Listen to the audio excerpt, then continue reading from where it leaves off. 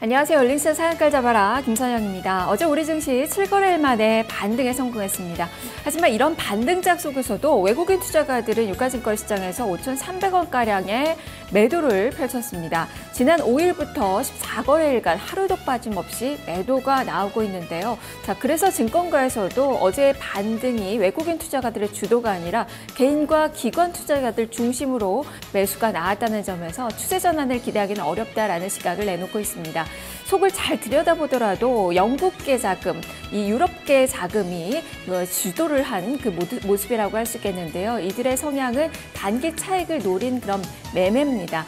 그럼에 따라서 대외 변동성이 상당히 민감하게 반응을 보여주고 있어서 단기간에 외국인의 수급 개선을 기대하기는 참 어려운데 어제 간밤에 중국에서는 지준율이나 그리고 금리 인하라는 전격적인 카드가 공개가 됐습니다. 과연 이런 중국의 부양책에도 외국인의 스탠스가 변화가 없을지 오늘 움직임 살펴보도록 하겠습니다.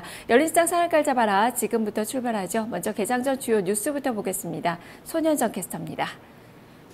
오늘 아침 주요 뉴스입니다. 첫 소식부터 함께 보시죠. 중국 증시가 연일 급락하자 중국 정부가 기준금리와 지급준비율을 동시에 인하하는 카드를 꺼내들었습니다. 증시 불안과 경기 위축에 대한 중국 정부의 위기감이 반영된 조치로 해석되는데요. 어제 중국 인민은행은 기준금리를 4.6%로 0.25%포인트 인하하고 은행 지급준비율도 18%로 0.5%포인트 낮췄습니다. 중국 증시가 연일 8%대 폭락하자 중국은 이와 같은 강력한 부양책을 내놓은 것으로 풀이됩니다. SM과 IB월드와이드가 상호 투자를 통한 전략적 제휴를 체결했습니다. IB월드와이드는 어제 SM 등으로부터 115억 원 규모의 3자 배정 유상증자를 결의했는데요. 또 상호를 갤럭시와 SM으로 변경한다고 밝혔습니다. 스포츠와 엔터테인먼트 분야 1위 기업 간의 사업적 제휴가 성사된 것이 이번이 처음인데요. 양사는 함께 글로벌 스포테인먼트 시장을 적극 개척해 나갈 계획이라 밝혔습니다. S1이 빌딩 매매 컨설팅업에 진출합니다. 보안회사인 S1이 블루에셋이란 이름으로 부동산 종합 서비스 시장에 뛰어든 건데요. 오는 2020년까지 이 분야에서 매출 9천억 원을 올리겠다는 목표도 내놓았습니다. 건물 관리와 보안 서비스를 제공하고 부동산을 매각할 때도 시장 상황에 대한 조언을 해주는 프리미엄 종합 서비스를 제공할 예정인데요.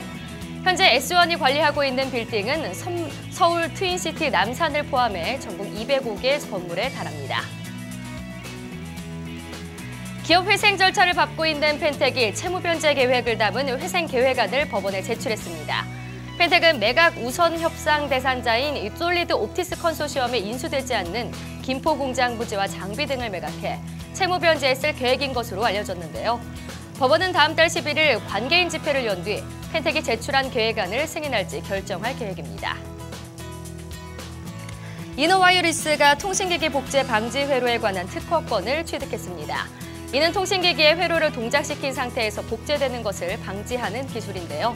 통신기기의 방열판이 분리되는 경우에 전원이 차단되도록 함으로써 복제를 방지할 수 있습니다. 이노와이어리스는 이외에도 LTE 시스템에서의 EVM 측정 장치 등 특허 2건을 취득한 바 있습니다.